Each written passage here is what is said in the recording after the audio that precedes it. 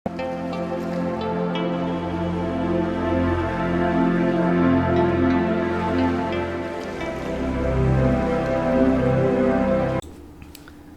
दोस्तों, हम हैं पूर्व जन्म की कहानियों के कथावाचक, past life regression expert, life and leadership coach Hitesh Chhabra. प्यारे दोस्तों, हमारे आज के इस वीडियो के अंदर एक ऐसी बहन की पूर्व जन्म की कहानी आप सभी के सामने हम प्रस्तुत करने जा रहे हैं दोस्तों, जो कि अपने जो छोटा सा उनका एक बच्चा है 3-3.5 साल का, उसकी बीमारी को लेकर के बहुत ज़्यादा परेशान हैं।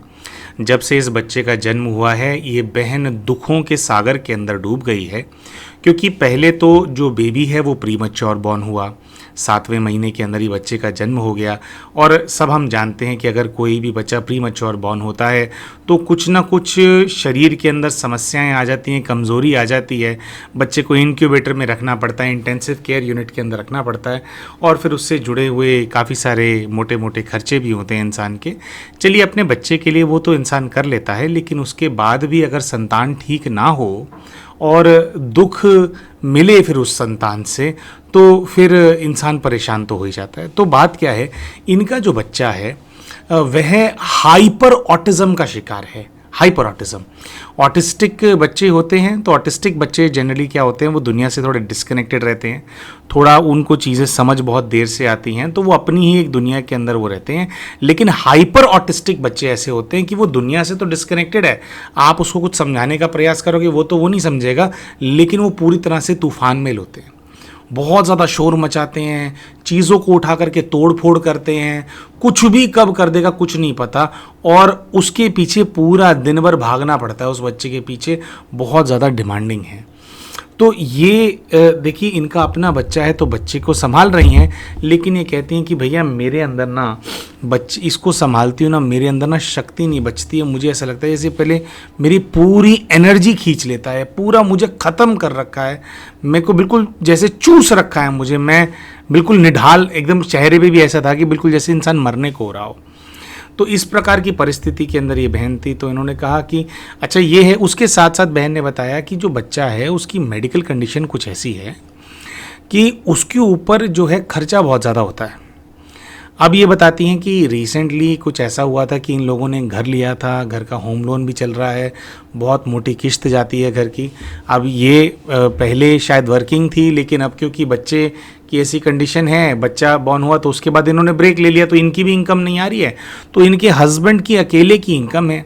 उस इनकम से ये पूरा घर भी चलाना है, घर की ईएमआई भी देनी है, और उसके बाद फिर जो बच्चे का जो दवाई है और जो रेगुलर मेडिसिन चलती है वो इतनी एक्सपेंसिव है कि उसका जो खर्चा है ना, वो थोड़े हस्बैंड बहुत मुश्किल से बेयर कर पा रहे हैं, क्योंकि नौकरी पेशा इंसान है, उसमें नौकरी पेशा में इंसान कितना भी कमाता हो, लेकिन एक लिमिटेड इनकम होती है इंसान की। तो ये कहते हैं कि पति बहुत ज़्यादा परेशान रहते हैं इस वजह से, क्योंकि वो खर्चा पूरा नहीं कर पा रहे हैं, तो बहुत मुश्किल से मैनेज करते हैं, जिसकी वजह से हम दोनों के रिश्ते के बीच में भी एक टेंशन सी पैदा हो गई है। हम दोनों का जो रिलेशन है बहुत स्ट्रेसफुल सा हो गया है, थोड़ा हम दोनों के बीच में कम्युनिकेशन गैप आने लग गया है, क्योंकि पति बहुत ज़्यादा स्ट्रेस में रह रहे हैं इसकी वजह से। और उसके बाद फिर जब घर पे आते हैं तो बच्चा तो हाइपर ऑटिस्टिक है ही, तो फिर वो पति को भी बहुत ज़्यादा भाग दौड़ में लगना पड़ता है। तो मतलब हम दोनों जैसे पूरे समय थके रहते हैं, और इस बच्चे को हम जो है संभालने में ना पूरे नहीं हो पा रहे हैं। फिर दोस्तों, जिस दिन देखो बहन का पास्ट लाइफ रिग्रेशन था, उस दिन अपने बेटे को संभालने के लिए जो बहन है, इन्होंने अपनी सगी बहन को बुलाया हुआ था कि तुम आकर के ध्यान रख लेना अपने भांजे का कि भाई मैं पास्ट लाइफ रिग्रेशन करा लूँगी। तब जाकर के ये बहन जो है पास्ट लाइफ रिग्रेशन के लिए 2-3 घंटे निकाल पाई। अच्छा दोस्तों, इसके साथ साथ एक और कुछ कैरेक्टर्स हैं जिनकी वजह से इनको कॉम्प्लिकेशन था लाइफ में। तो यहाँ पर अभी तक तो जो कैरेक्टर्स हमने बताए, अपने बच्चे को, इनके बच्चे को ऐसी तकलीफ़ क्यों है, बच्चे को क्यों तकलीफ़ है वो तो नहीं जान सकते, लेकिन तकलीफ़ की वजह से इनको इतना दुख क्यों मिल रहा है, वो बच्चा क्यों निमित्त बन रहा है जाने अनजाने इनको तकलीफ़ पहुंचाने का, इनके पति को तकलीफ़ पहुंचाने का, इनके पति का और इनका रिश्ता ख़राब क्यों हो रहा है बच्चे की वजह से, है ना, क्यों टेंशन आ रही है, ये सब ये बातें जानना चाहती थी। इसी के साथ साथ ये बहन बात जानना चाहती थी अपने पहले विवाह के बारे में। जी हाँ दोस्तों, अभी जिस विवाह के अंदर ये बहन है और ये जो मुसीबतें फेस कर रही हैं, ये अकेला इनका पहला रिश्ता नहीं है, लेकिन इससे पहले भी इनका एक बार विवाह हो चुका है। उस विवाह के अंदर समस्या क्या थी, जिस परिवार के अंदर ये विवाह करके गई, उस परिवार के अंदर जो इनके ससुर जी हैं, इनके ससुर जी एक बहुत बड़े आर्म्ड फोर्सेस की कोई यूनिट है, जानबूझ के हम नाम नहीं ले रहे हैं, तो आर्म्ड फोर्सेस के अंदर वो बहुत बड़े ऑफिसर थे, बहुत हाई रैंकिंग ऑफिसर थे। तो इनके जो ससुर जी हैं उनको बहुत ज़्यादा डिसिप्लिन मेंटेन करने की आदत थी कि इतने बजकर के इतने मिनट पर ये हो जाना चाहिए, इतने बजकर इतने मिनट पर ये हो जाना चाहिए, इतने बजकर इतने मिनट पर ये हो जाना चाहिए, जिसकी वजह से जब ये उस परिवार के अंदर गई तो इनको बहुत ज़्यादा घुटन फील होने लगी, क्योंकि इनको कंट्रोल करने वाले केवल इनके ससुर जी नहीं थे। इनके ससुर जी ने इनके पूरे परिवार को कंट्रोल किया था, इन लॉज को, मतलब वे अपनी पत्नी को भी कंट्रोल करते थे, अपने बेटे को भी कंट्रोल करते थे। और जब ये उस परिवार के अंदर आई तो सब लोग मिलकर के इनको कंट्रोल करने लगे। कई बार क्या होता है, हमारे को किसी ने किसी प्रकार की परेशानी दी होती है ना हमारे जीवन के अंदर, तो कुछ लोग क्या करते हैं, इस जोन में चले जाते हैं कि हमसे कोई कमज़ोर आएगा तो हम उसको परेशान कर पाएँ। भाई हमें इतना परेशान किया, हमारे को भी तो कोई परेशान करने वाला मिले।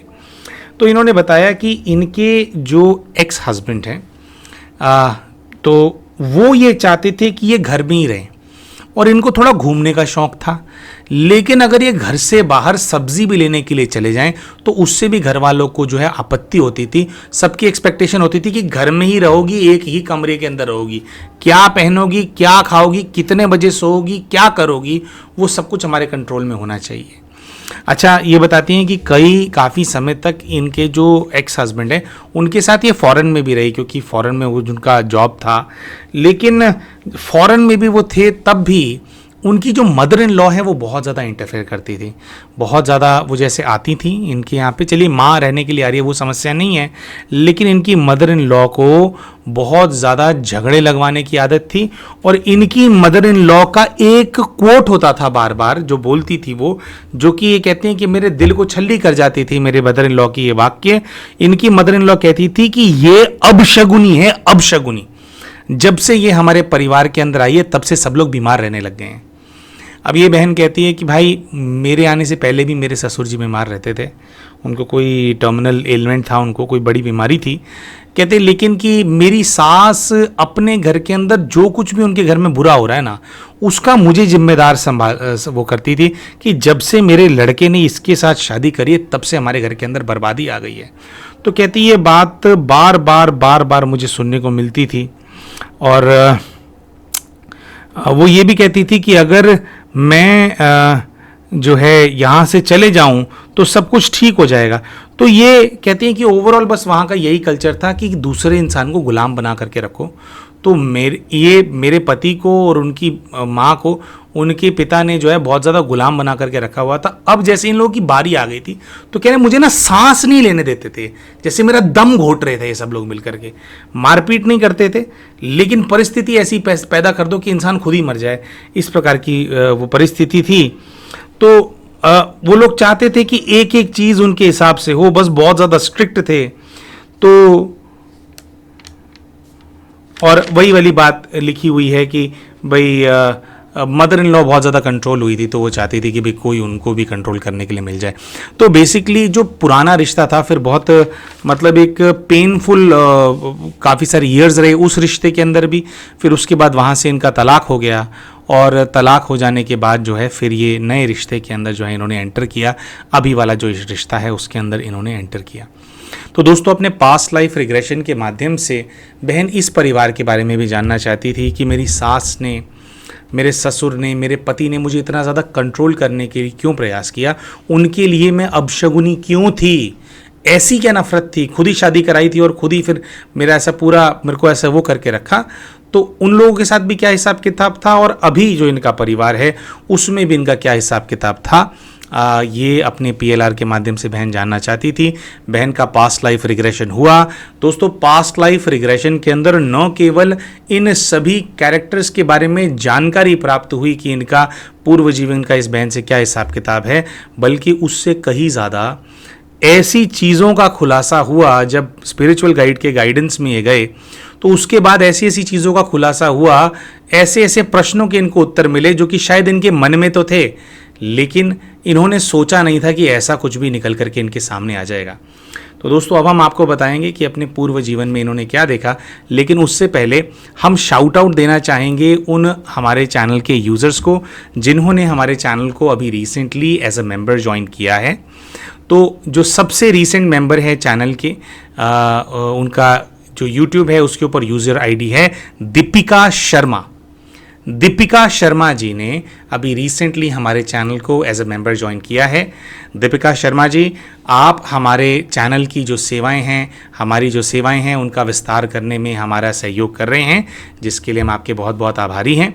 दोस्तों, अगर आप भी दीपिका शर्मा जी की तरह हमारे चैनल के मेंबर बनना चाहते हैं, हमारे चैनल को ज्वाइन करना चाहते हैं, तो इसी वीडियो के नीचे आपको भी एक ज्वाइन बटन नज़र आ रहा होगा। उसका इस्तेमाल करके आप भी हमारे चैनल के मेंबर बन सकते हैं और सेवाओं का विस्तार करने में हमारे सहयोगी बन सकते हैं। तो आइए दोस्तों, अब बात करते हैं पास्ट लाइफ रिग्रेशन के बारे में। अपने पूर्व जन्म के दृश्यों के अंदर इन बहन ने क्या देखा, किस प्रकार की इनको अनुभूतियाँ हुई। तो दोस्तों, सबसे पहले तो जब ये अपने पूर्व जीवन के दृश्य के अंदर जाती हैं तो ये देखती हैं कि ये खुले आसमान के नीचे खड़ी हैं, रात का समय है और ये झाड़ू लगा रही हैं। झाड़ू लगाते हुए खुद को देखती हैं और जब झाड़ू लगाते हुए खुद को देख रही होती हैं तो इनका जो नज़र होती है वो अपने हाथों पे पड़ती है और इनको अपने हाथों में लाल रंग की चूड़ियाँ नज़र आती हैं, जिससे कि ये बात एस्टैब्लिश सी होने लग जाती है कि ये खुद को एक महिला के रूप में देख रही थी, एक महिला थी। जिस महिला को ये देख रही होती हैं वहाँ पर अपने रूप को, वह लगभग 32 वर्ष की आयु की होती है, एक विवाहित महिला होती है और वो झाड़ू अपने ही घर के आंगन में लगा रही होती है। तो बिल्कुल पीछे जो है उसको अपना घर नज़र आता है। जब ये घर को देखती हैं तो घर इनको नज़र आता है कि भाई घर कच्चा बना हुआ है, कच्चा घर है और छोटा सा घर है।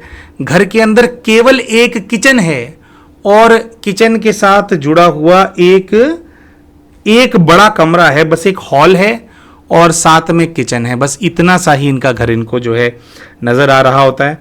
लाल रंग की ये देखती हैं कि इन्होंने एक बिंदी लगाई हुई है, कपड़ों में साड़ी पहनी हुई है जो कि साड़ी रेड और ब्राउन कलर की है। रेड और ब्राउन कलर की साड़ी, माथे पर बिंदी, हाथ में लाल चूड़ियाँ, 32 वर्ष की महिला। तो ये भी यहाँ पे फीलिंग आ रही थी कि भी जो महिला है वो विवाहित होगी। अभी यहाँ पर ये दृश्य देखती हैं कि जो हॉल है घर के अंदर, उसके अंदर एक खाट है और खाट के ऊपर 6 से 7 महीने का एक बच्चा लेटा हुआ है। 6 से 7 महीने का छोटा सा बच्चा है। उसको ये देखती हैं और देख करके बहुत खुश हो रही हैं। अगला दृश्य जब हम ये देखते हैं, हम इनसे पूछते हैं कि भाई और देखो क्या हो रहा है, तो इनको एक 40 वर्ष की आयु का एक पुरुष घर के अंदर आता हुआ नजर आता है। अब ये खुद 32 वर्ष की महिला है, 40 वर्ष का पुरुष है और केवल घर के अंदर ये छोटा सा बच्चा है। हम इनसे पूछते हैं कि घर के अंदर और बच्चे नहीं हैं, तो ये कहते हैं कि नहीं, और बच्चे नहीं। हम इनसे पूछते हैं कि ये जो छोटा सा बच्चा है, भाई ये 6 महीने का है और आप 32 वर्ष के हो और पति 40 वर्ष का है। अब पुराने ज़माने के हिसाब से देखा जाए तो ये आयु जो है बहुत ज़्यादा है। भाई इस आयु तक तो बच्चे 10-12 साल के हो जाते हैं, 10-12-15 साल के हो जाते हैं पुराने ज़माने के हिसाब से, जब का ये दृश्य देख रहे थे। तो जैसे ही हम इनको ये बात बोलते हैं तो ये कहती हैं कि ये बच्चा मेरा नहीं है। हम इनसे कहते हैं कि बच्चा आपका नहीं है, किसका बच्चा है ये? तो कहती है मेरा नहीं है, इसको भगा करके लाए हैं। तो हम इनसे पूछते हैं कि कौन भगा करके लाया है। ये बताती हैं कि मेरा पति इस बच्चे को कहीं से भगा करके लाया है। हमने कहा 6 महीने के बच्चे को भगा करके लाया है, क्या बच्चा चोरी किया कहीं से? जैसे ही हम बोलते हैं बच्चा चोरी किया है, कहती है हाँ बच्चा चोरी करके लाया है। तो फर्दर हम पूछते हैं किससे चोरी किया, कहाँ से चोरी किया। तो ये कहती है मेरे पति बच्चा ले करके आया है, भगा करके आया है, क्योंकि मुझे बच्चा चाहिए था। मैंने उसको कहा था कहीं से भी मुझे बच्चा ला करके दो, हमें बच्चा नहीं होता है। तो ये बच्चा किसका है जब पूछा जाता है तो ये कहती है कि ये बच्चा राजा जी का है। जिस गांव में ये रहते हैं उससे लग करके जो भी राज्य है, जिस राज्य के अंडर में इनका गांव आता है, उस राज्य का एक राजा है, राज परिवार है। ये जो बच्चा इनके यहाँ खाट पर पड़ा हुआ है, ये उस राज परिवार का राजकुमार है और इनके जो पति हैं वो राजमहल के अंदर नौकरी किया करते थे और वहाँ पर जो ये प्रिंस है इसका जन्म हुआ था और मौका देख करके वो उस राजकुमार को राजमहल से चुरा करके ले आए हैं क्योंकि उनकी पत्नी को बच्चा चाहिए था। उनकी पत्नी बहुत ज़्यादा दुख के अंदर थी और इन दोनों को बच्चा नहीं होता था। अच्छा, ये जैसे यहाँ तक अभी दोस्तों ये बच्चे को और जो पति इनको नज़र आ रहा होता है उनको आइडेंटिफाई कर लेती हैं, लेकिन हम स्टोरी के अंत में बताएंगे कि कौन सा कैरेक्टर कौन सा क्या निकला था। अब अपने पति को ये डिस्क्राइब करते हैं कि पति जो है अच्छा नहीं, पति नहीं, बच्चे को भी डिस्क्राइब करती हैं। फिर हम इनसे पूछते हैं कि भाई जो बच्चा है वो बच्चे कभी पकड़े गए आप लोग, क्या भाई उन लोगों ने ढूंढ लिया हो आपको? भी राजा रानी प्रयास तो कर रहे होंगे। तो कह रहे वो प्रयास तो कर रहे हैं लेकिन वो बच्चे को नहीं ढूंढ पाए। बच्चा हमेशा मेरे पास रहा था, ये मेरा बच्चा बन गया था। उसके बाद फिर ये एक दृश्य देखते हैं जिसके अंदर जो बच्चा है वह 8 से 9 वर्ष की आयु का है, मतलब थोड़ा उस जीवन में भविष्य का दृश्य देखते हैं। कहते हैं बच्चे ने धोती पहनी है, पगड़ी पहनी है और एक जैकेट सा डाला हुआ है। बताती हैं कि जो बच्चा है उससे मेरा जो रिश्ता है, रिश्ता बहुत अच्छा है, मैं बच्चे से बहुत ज़्यादा प्यार करती हूँ। बच्चे को कभी नहीं पता चला कि बच्चा जो है वो राजा का बेटा है। और ये कहती हैं कि अभी हमारा बच्चा 8-9 वर्ष का हो गया है, लेकिन अभी तक भी जो राजा और रानी हैं वो आज तक भी बच्चे को ढूंढ रहे हैं। अभी भी खबर आती है कि राजकुमार को ढूंढने का ऐसे प्रयास किया जा रहा है, वैसे प्रयास किया जा रहा है। आज तक भी उसके वो जो राजा रानी है बच्चे को ढूंढ रहे हैं, उसको लेकर के परेशान है। तो हम इनसे पूछते हैं कि भाई जो वो लोग ढूंढ रहे हैं, भाई बच्चा आप लोगों ने चोरी कर लिया, तो कोई फीलिंग है आपके मन में? दोस्तों ये झटके से बोलती नहीं, मेरे उनके लिए कोई फीलिंग नहीं है। फीलिंग नहीं है का मतलब ये है कि इनको बिल्कुल भी पछतावा नहीं है कि किसी का बच्चा इन्होंने चोरी कर लिया है और चोरी के बच्चे को ये पाल रहे हैं। और वो लोग कितने दुखी हो रहे हैं जो कि बायोलॉजिकल पेरेंट्स हैं, इनको उनके दुख से कोई मतलब नहीं है। बहुत क्लियर थी इस चीज़ में, एक बार नहीं, 2 बार नहीं, 10 बार पूछा हमने इनसे कि भाई अब दुख फील हो रहा है, अब दुख फील हो रहा है, तो उन्होंने कहा नहीं, कोई दुख फील नहीं हो रहा, ठीक है, बच्चा हमारा है, बच्चा हमारा है, इस प्रकार से। तो यहाँ पर अभी ये देखने को एक और चीज़ आती है कि एक जो व्यक्ति बच्चे की खोज के अंदर लगा हुआ है वह भी एक कोई व्यक्ति है, मतलब वो भी जो है वो जो राज्य है उसका राजकुमार है। जो इनका वाला बच्चा है उससे लगभग 10-12 वर्ष बड़ा है वो, मतलब उसी राजा रानी का बड़ा बेटा है। तो बड़ा बेटा इस मुहिम पर लगा हुआ है कि मुझे मेरा छोटा भाई मिल जाए, लेकिन वो ज़िंदगी भर लगा रहा और वो नहीं हुआ। मतलब उसके काफिले को, उसकी रैली को शायद इन्होंने कई बार देखा, कई बार अनाउंसमेंट्स करते हुए देखा उस राजकुमार को, लेकिन ये लोग कभी सामने नहीं आए कि बच्चा हमारे पास था। ऐसा ये कुछ कभी करना नहीं चाहते थे। अच्छा, फिर ये बताती हैं कि जिस समय 8-9 वर्ष की आयु का इनका बच्चा है, उस समय एक बहुत ही जो इनका साम्राज्य है उसमें एक दुखद घटना होती है, एक दुखद न्यूज़ आती है। और वह ये है कि जो राजा है ना, राजा इस गम के अंदर बीमार हो गया था कि उसका जो बच्चा है उसको चोरी कर लिया गया, और उस गम के अंदर जो राजा है उसकी मृत्यु हो गई है। अच्छा, राजा की मृत्यु हो गई है लेकिन रानी अभी भी जीवित है। और जो भी रानी है, कुछ ऐसी खबरें आती रहती हैं, वो बहुत ज़्यादा गुस्सैल हो गई है। जो भी चोर हैं उनसे उनके प्रति उसके मन में जो है बहुत ज़्यादा नफरत है, क्योंकि एक तो उसका बच्चा चोरी कर लिया गया और दूसरा जो उसका बच्चा है उसको उसका जो पति है ना राजा, वो वापस नहीं प्राप्त कर पाया और राजा बहुत ज़्यादा गम में चला गया और उस गम के चलते चलते बीमार हुआ था और बीमारी से फिर जो राजा है उसकी मृत्यु हो गई। तो जो रानी है वो बहुत ज़्यादा आक्रोश में है, बहुत ज़्यादा दुख के अंदर है। ऐसी इनको जो है खबरें मिलती रहती हैं। फिर एक और आगे का दृश्य बहन देखती हैं। अभी जो बच्चा है इनको नज़र आता है वह लगभग 20 वर्ष की आयु का हो गया है, और 20 वर्ष की आयु के अंदर ये ऐसा देखती हैं कि जो बच्चा है वो इनको धक्का मार रहा है और धक्का मार करके इनके जो गहने हैं वो इनसे छीन रहा है। इन्होंने कुछ सोने के गहने पहने हुए, बच्चा वो गहने छीन रहा है और इनसे लड़ाई कर रहा है।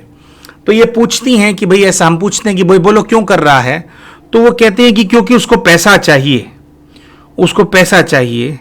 और ये देखती हैं कि उनके गहने वगैरह सब कुछ छीन करके इनका जो बच्चा है किसी टोकरी में डाल रहा है, टोकरी को कपड़े से लपेट रहा है, अपने कपड़ों की थैली उठा रहा है और कहीं जा रहा है।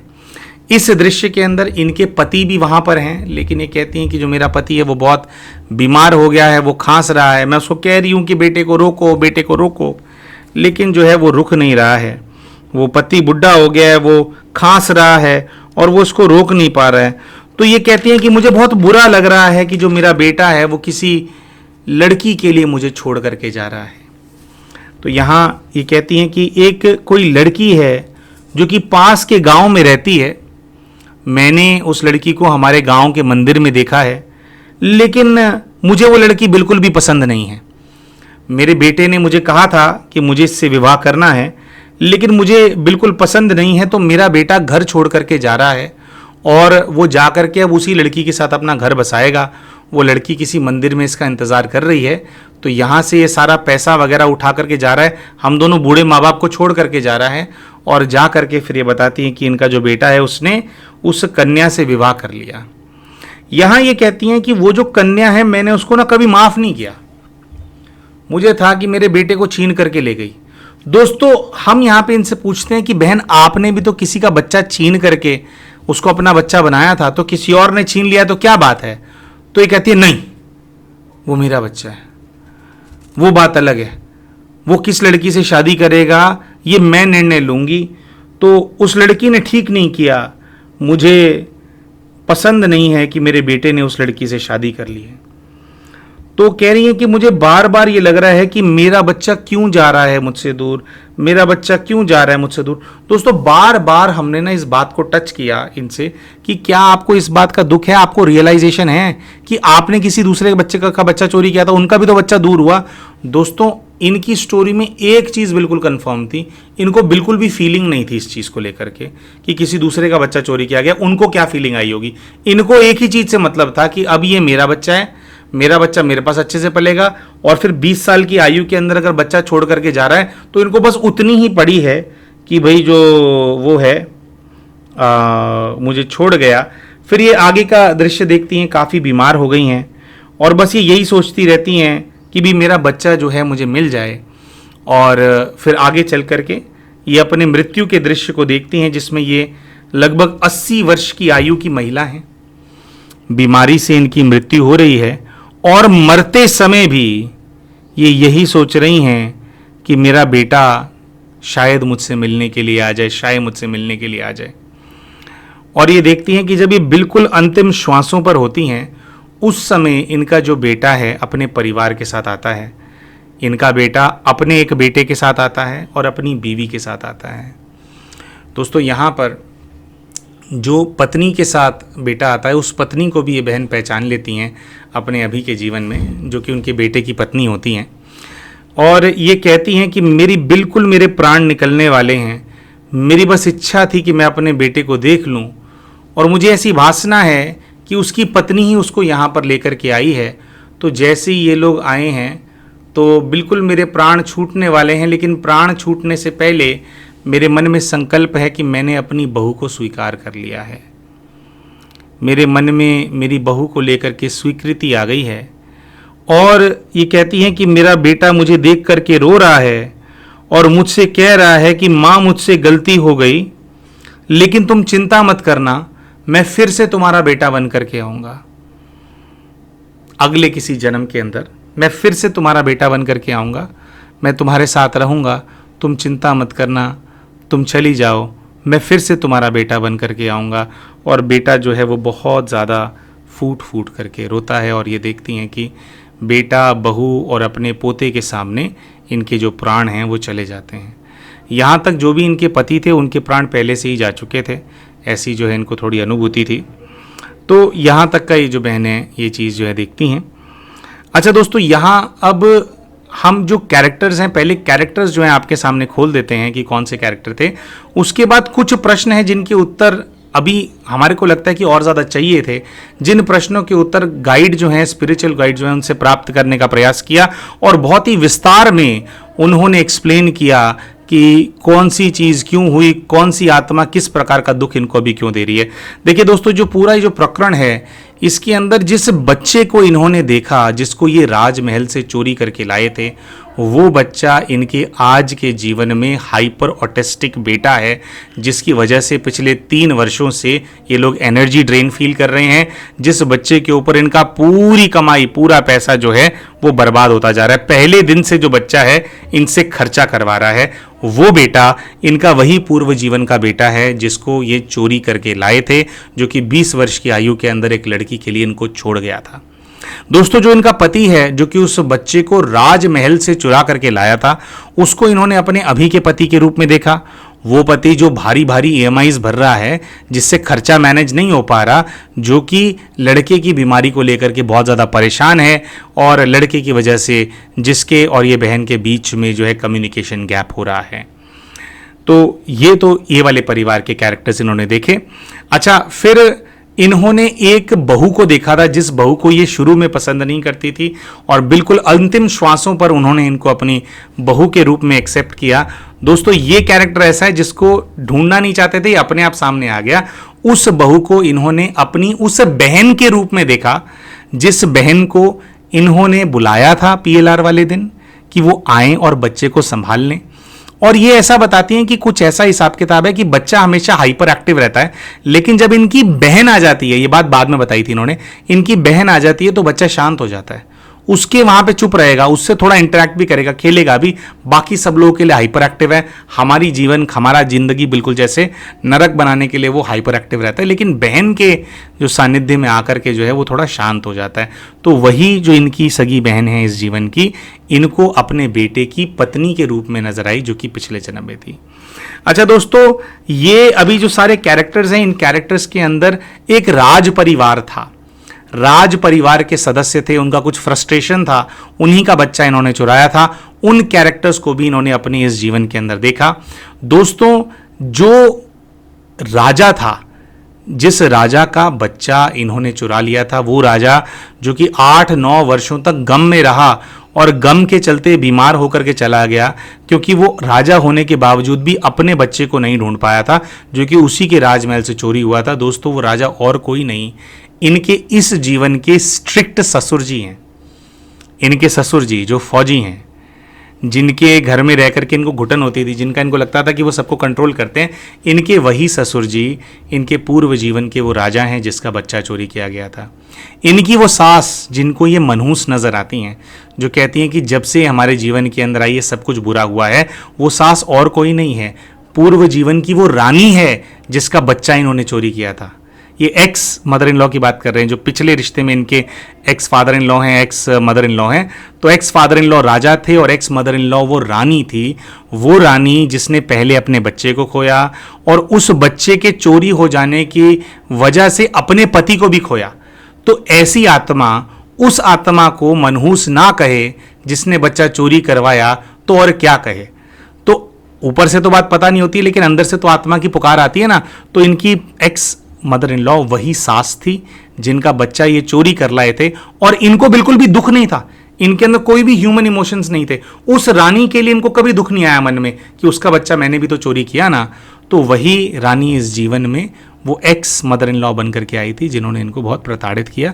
और फिर जो इनके एक्स हस्बैंड हैं, उनको इन्होंने उस राजकुमार के रूप में देखा, जो कि इनके बच्चे का बड़ा भाई था पूर्व जीवन के अंदर। वो जो सैनिकों के साथ घूमता रहता था, जो ढूंढने का प्रयास करता रहता था अपने भाई को, जो कि परेशान था कि उसका भाई चोरी हो गया है, उसको इन्होंने अपने एक्स हस्बैंड के रूप में देखा। तो वो राज परिवार के सभी लोग थे जो कि इनके रिश्तेदार बन करके इस जीवन के अंदर आए और इनको जो है उन्होंने परेशान किया, इनको विश्वास नहीं किया इनके ऊपर, इनके जीवन में मुश्किल परिस्थितियाँ लेकर के आए।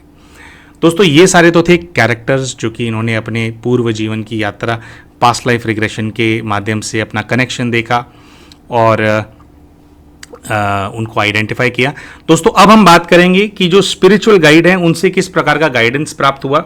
ये पूरे दृश्य देखने के बाद जब स्पिरिचुअल गाइड के पास गए, उनसे किस किस प्रकार के प्रश्न पूछे गए और प्रश्नों में क्या उत्तर स्पिरिट गाइड ने दिया, और इनकी जो थॉट है उसको और ज़्यादा रिफाइन कर दिया। इसी के साथ साथ स्पिरिचुअल गाइड से बात होते होते स्पिरिचुअल गाइड ने इनको कुछ ऐसे विजन्स दिखाए जिसके अंदर इनको अपने इस जीवन के कुछ छुपे हुए दुश्मनों के बारे में भी पता चला। दोस्तों, दोस्तों उसके बारे में जस्ट अभी बात करते हैं। तो दोस्तों जब ये बहन अपने स्पिरिचुअल गाइड के पास जाते हैं तो उनसे एक प्रश्न पूछा जाता है कि भाई चलो हमें ये तो समझ में आ गया कि जो एक्स हस्बैंड है या एक्स फादर इन लॉ या एक्स मदर इन लॉ हैं वो क्यों परेशान कर रहे हैं, क्योंकि उनका बच्चा ये लोग ले आए थे और वो लोग जो है वो बहुत ज़्यादा परेशान रहे थे और इनकी वजह से वो बच्चा आया था, इनकी इच्छा थी, इसीलिए इनकी सास हमेशा इनको अपशगुनी और बदनसीब जीवन में लाने वाली महिला के रूप में संबोधित करती रही। तो वो तो चीज़ चलो कनेक्ट हो गई कि भाई उसका कर्मा था, लेकिन जो बच्चा आया है, बच्चे ने तो पूर्व जीवन में खुद वादा किया था इनसे कि माँ मैं दोबारा तुम्हारी औलाद बन करके आऊँगा, है ना।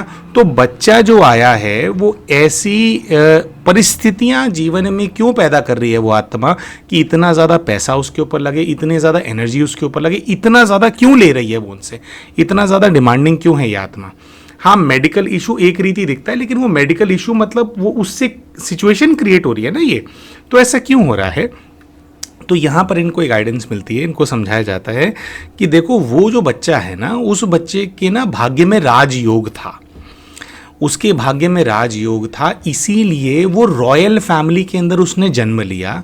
तो उसका जो पूर्व जीवन है, आपने प्रेम भले ही उसको किया, लेकिन उसका जो जीवन है वो धन संपदा ऐश्वर्य वैभव इन सब चीज़ों से भरा हुआ उसका जीवन होना था, वो राजकुमार था। आपने उसको राजमहल से चोरी करके एक कॉमनर बना दिया। तो वो जो धन संपदा है ना जो उसको मिलनी थी और वो जो वैभव आपने उससे छीन लिया था ना, अब उसी के ही एक प्रतिफल स्वरूप में उस आत्मा का पार्ट ऐसा हो गया है, वो आत्मा आपका बुरा नहीं करना चाहती, लेकिन वो अब वैभव उसको वो आपसे चाहिए, क्योंकि अंदर ही अंदर आपने उसको प्रिंस से एक कॉमन बच्चा बना दिया था। तो अभी आप कॉमन हो, आपके कॉमन घर के अंदर पैदा हुआ है वो, लेकिन वो डिमांडिंग ऐसा है कि उसको जैसे राजकुमारों को टाइम देते हैं ना, दासियां पीछे लगी रहती हैं, उन पे खर्चे होते हैं हर तरीके के, जिस प्रकार की वो होती है, तो जोर जबरदस्ती से भी वो आत्मा उस प्रकार की पालना आपसे लेगी, क्योंकि उसको बच्चा बनाना ये आपकी इच्छा है, लेकिन आपने उसका राजयोग छीन लिया था। तो जो छीन लिया उससे अब वो आप लोगों से खींचने की कोशिश कर रहा है, इसीलिए बच्चा इतना ज़्यादा आपका डिमांडिंग है। एक तो ये चीज़। दूसरी, फिर स्पिरिचुअल गाइड से ये चीज़ पूछी गई कि भाई ये जो बच्चा है बट फिर भी खुद को भी तो इसको इतनी ज़्यादा तकलीफ है। अभी दोस्तों अमूमन तौर पे जैसे हमेशा पीएलआर में वो चीज़ निकल करके सामने आती है कि भाई डायरेक्टली आपका क्या हिसाब किताब है, क्यों वो हिसाब किताब है, उसका कारण वो सब इनको पता चल गया था, लेकिन ये बहन जानना चाहती थी कि बच्चा फिर भी ऐसे बीमार क्यों है। तो यहाँ पर दोस्तों स्पिरिट रेल्म के अंदर इनको एक ऐसा दृश्य सा नज़र आता है, इनके गाइड जो हैं इनको इशारा करते हैं, एक बहुत बड़ा प्रकाश का पुंज होता है जिसके प्रति इनको इशारा करते हैं। ये वहाँ जाती हैं तो इनको ऐसी अनुभूति होती है, ये कहती है कि ये शिव बाबा है, शिव बाबा की तरफ ये मुझे भेज रहे हैं, कह रहे हैं वहाँ जाओ, वहाँ से आंसर मिलेगा। और जब ये उस बड़े विशाल प्रकाश पुंज की तरफ चली जाती हैं तो वहाँ से इनको एक रास्ता दिखाई देता है, रास्ते को पार करके इनको एक वाइट कलर की लाइट दिखाई दे रही होती है, वाइट कलर का सितारा होता है, वो उनको दिखाई दे रहा होता है। तो इनको ऐसी स्मृति सी आती है कि जैसे शिव इनको कह रहे हैं कि बेटा उस तरफ चल करके जाओ, उस तरफ चल करके जाओ, वहाँ पर तुम्हारे को सारे उत्तर मिलेंगे। अच्छा, अभी जो हम बात बताने वाले हैं ये वहाँ पे बोली नहीं गई, लेकिन ये हमने अर्थ निकाला। देखिए, जिसकी तरफ भेजने का प्रयास कर रहे थे परमात्मा इनको, या जिसकी तरफ भेजा गया इनको, वो इनकी अपनी आत्मा है, इनका अपना अनादि स्वरूप है। हमारी सबकी जो आत्मा होती है ना, जो अनादि स्वरूप होता है, इसके अंदर ना सारा पार्ट, सारी रील भरी हुई होती है। तो कहीं ना कहीं वो ये कह रहे थे कि बच्चे अपने अंदर जाओ, तुम्हारे अंदर सारे उत्तर हैं, तुम जानते हो किसने किया है किसको नहीं किया। तो एक टनल से होते हुए वो ये जैसे ही जाकर के वो सफ़ेद प्रकाश की एक पॉइंट ऑफ लाइट होती है, जैसे ही जाकर के उसको टच करती हैं, इनको एक दूसरा विजन आने लगता है। उस विजन के अंदर इनको सबसे पहले तो एक लड़का नज़र आता है, और वो विजन इसी जन्म का है। वो लड़का इनका ऑफिस कॉलीग था। दोस्तों, इस चीज़ के बारे में बहन ने हमारे को नहीं बताया था, नाम एक्सप्लोर कर रहे थे। एक लड़का दिखाई देता है जो इनका ऑफिस कॉलीग था, और वो कुछ कर रहा है। इनको ऐसे दृश्य दिखाई देते हैं कि जैसे वो ना बहुत ज़्यादा फ्रस्ट्रेटेड है कि ये उनकी बात नहीं मान रही हैं। यहाँ पर ये बताती हैं खुद ही ट्रांस में, कहती हैं कि ये लड़का ना मुझसे प्रेम करता था और ये चाहता था कि मैं इससे शादी करूँ, और ये बहुत ज़्यादा मुझे हरास करने लग गया था, बहुत ज़्यादा पीछे पड़ा रहता था मेरे। कि भाई इसी से ही मैं शादी करूं, लेकिन मैंने कभी स्वीकार नहीं किया उसका प्रेम और कभी मैंने उसका कोई प्रपोजल एक्सेप्ट नहीं किया। तो बहुत ज़्यादा फ्रस्ट्रेटेड था। उस लड़के को देख रही हूं तो उस लड़के की आंखों में मुझे नजर आ रहा है कि जैसे वो कह रहा हो कि मेरी नहीं हुई तो तेरे को किसी की भी नहीं होने दूंगा, छोड़ूंगा नहीं तेरे को। इस प्रकार की एक भावना से इनको फील आई। और फिर ये बताती हैं कि वो ना इस तंत्र विद्या और इस प्रकार के लोगों को जानता है, तो उसने कुछ ना कुछ कराया है कहीं जाकर के। इनको वो लड़का जाता हुआ नजर आया। फिर ये वाला दृश्य हटता है, एक और फ्लैश इनके सामने आता है। दोस्तों, इनको अपनी मामी, सगी मामी बैठी हुई नजर आती हैं, जिनके पास बहुत सारी सामग्री है और उसके साथ साथ एक खोपड़ी भी नजर आती है। खोपड़ी, ह्यूमन स्कल नज़र आता है कि खोपड़ी है और काफ़ी सारी तंत्र की सामग्री है और मामी कुछ कर रही हैं। और जब वो तंत्र कर रही है तो वो ऐसा कह रही है कि मेरी बेटी की एक बार शादी नहीं हुई और इसकी 2 बार हो गई है, इसकी 2 बार हो गई, ऐसे कैसे, इसको नहीं जीने दूंगी मैं। मेरी बेटी की एक बार नहीं हो रही, इसकी 2 बार कैसे हो जाएगी। इस प्रकार की बातें जो हैं वो लेडी बोल रही है और कुछ कुछ वो वहाँ पर कर रही है और वहाँ से कुछ प्रभाव आ रहा है। इस प्रकार का जो दृश्य है इनको दिखाई देता है और वहाँ से फिर ये जो है उस दृश्य से स्नैप आउट होकर के वापस अपने स्पिरिट गाइड के पास चली जाती हैं। तो यहाँ से इनको ये चीज़ गाइडेंस फिर मिलती है आगे कि डायरेक्टली जो तुम्हारा बच्चा इस प्रकार का पैदा हुआ, देखो एक है कि परिस्थिति बननी है, बच्चा ऐसा होना है और उसने तुम्हारे को दुख देना है, वो एक अलग बात है। लेकिन फिर भी जो आत्माएं बच्चे को इस परिस्थिति में डालने के लिए इन्वॉल्व्ड हैं, वो एक तो तुम्हारा वो ऑफिस कॉलीग है, वो इन्वॉल्व्ड है, और तुम्हारी अपनी मामी जी। इन लोगों ने बहुत शक्तिशाली किसी प्रकार का तंत्र कराया है तुम्हारे ऊपर, जिसकी वजह से बच्चा इस तरह की विकृति के साथ पैदा हुआ है। वो नहीं चाहते कि आप अपने जीवन के अंदर सुखी रहो। तो इस प्रकार की चीज़ जो है इनको वहाँ पर देखने को मिलती है। फिर वहाँ पर ये जब पूछने का प्रयास करते हैं कि भाई उन्होंने ऐसा क्यों किया, क्या किया, तो वहाँ पर इनको जवाब आना बंद हो जाता है। उसके बाद इनको ये अब बोला जाता है कि आप ध्यान कीजिए, अपने आप को सुरक्षित रखिए, अपने परिवार को सुरक्षित रखना सीखिए। लेकिन इससे ज़्यादा इनको जवाब नहीं देते और इनको वापस भेज दिया जाता है। जब ये बहन वहाँ से वापस आती हैं तो थोड़ी सी इस चीज़ को लेकर के डिस्टर्ब हो जाती हैं। कहती हैं कि मुझे ये वाले दृश्य दिखाई दिए। तो मामी का, जो इनकी मामी है, उनका तो ये बताती भी हैं कि जब मेरे लिए पहला रिश्ता भी आया था ना, तो भी मेरी मामी ऐसी थी, वो इस प्रकार की बातें कर रही जैसे कि मेरा रिश्ता टूट जाए, जैसे वो जेलस हों बहुत ज़्यादा। इस प्रकार की कुछ बात इनको याद आई। तो हो सकता है कि उन्होंने ऐसा किया हो, लेकिन ये कहते कि मैं ना विश्वास नहीं कर सकती कि वो इतना वो करेंगी। लेकिन इनको विजन दिखाया गया था। तो हमने बहन को ये गाइड किया कि देखो बहन, अभी आप इतना ये नहीं सोचो कि उन्होंने किया या नहीं किया, दिखा है तो कुछ ना कुछ तो बात रही होगी। अभी फ़िलहाल आप अपने पुरुषार्थ के ऊपर ध्यान केंद्रित करो। कुछ हमने उनको विधि बताई, कुछ चीज़ें बताई कि कैसे वो खुद को प्रोटेक्टेड रख सकते हैं, खुद को, अपनी फैमिली को प्रोटेक्टेड रख सकते हैं। अभी इनका नया वो चीज़ पैदा हो गई कि भाई उनके करने से तो मेरे बेटे का जीवन खराब हो गया ना, वो ऐसा हो गया। तो यहाँ पर ये बात होती है दोस्तों कि बहुत सारी आत्माओं के साथ हिसाब किताब होते हैं। वो करना इनके ऊपर चाह रहे हैं, लेकिन उनके करने से इम्पैक्ट इनके बेटे को हो रहा है। तो उन आत्माओं का, उनके बेटे, जो इनका बेटा, इनसे भी कुछ हिसाब किताब होगा आपस में। लेकिन दूसरी आत्माओं का एग्जैक्टली क्या हिसाब किताब है, वो स्टोरी निकालना, उसकी डिटेल्स निकालना बहुत मुश्किल है। तो हमने कहा देखो बहन, अभी जो है वो ये है, ये परिस्थिति है। आगे के लिए आप समझो कि आपको सतर्क रहना है, आपको बच करके रहना है, ज़्यादा इन लोगों से आपको इंटरैक्ट नहीं करना है। तो दोस्तों, ये था आज का पास्ट लाइफ रिग्रेशन का केस। हम आशा करते हैं कि जो जानकारी हमने इस वीडियो के अंदर शेयर की, साझा करी आपके साथ, आपको अच्छी लगी होगी। वीडियो पसंद आया हो तो वीडियो को लाइक ज़रूर करें। चैनल अभी तक सब्सक्राइब नहीं किया तो चैनल को सब्सक्राइब भी कर लें, और वीडियो में कमेंट करके हमारे को बताएं कि जो कहानी हमने शेयर करी उससे आपने क्या सीखा, कहानी में आपको क्या अच्छा लगा। मिलते हैं आप सभी के साथ अपने अगले वीडियो के अंदर। तब तक के लिए नमस्कार।